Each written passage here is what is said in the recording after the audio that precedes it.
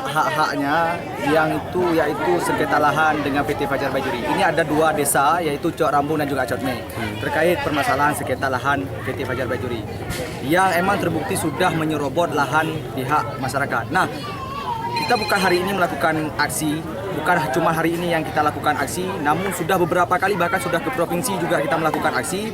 Nah, kok tiba-tibanya setelah pulang dari aksi kemarin, tiba-tiba warga yang 4 orang ini menjadi tersangka pembakaran barak di lahan PT Fajar Bajuri. Lahan itu sudah tua. Siapa itu warga? Ya, warga Cot Mei. Siapa namanya? Asupki, Musilan, Junaidi, Khaidir. Nah, mereka bahkan yang satu orang itu masih di Takengon di waktu lagi kebakaran lahan tersebut. Itu masih di Takengon. Tiba-tiba pulang dari sana, dia sudah menjadi tersangka. Nah, ini kan bentuk yang emang kami melihat ini adalah penegak hukum yang bersepihak. Kami meminta penegak hukum yang profesional yang pro terhadap rakyat. Seperti itu.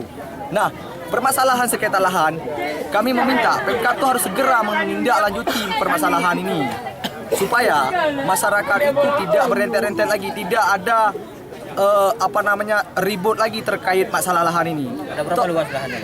Itu ada beberapa dalam satu desa itu ada yang 300, ada yang 400 hektar, seperti itulah.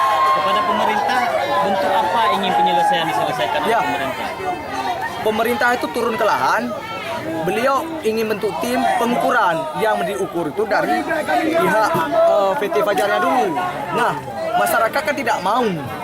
Dikarenakan kalau diukur dari patok HGO, karena ketakutannya itu penggeseran patok. Jelas nanti ya iyalah masuk ke HGO PT Fajar. Nah, masyarakat meminta itu mengukur desa dulu. Setelah mengukur desa, lalu ukur ke pihak PT. Cuma itu. Mungkin kalau itu dilakukan oleh pemerintah mungkin sudah selesai sejak kemarin.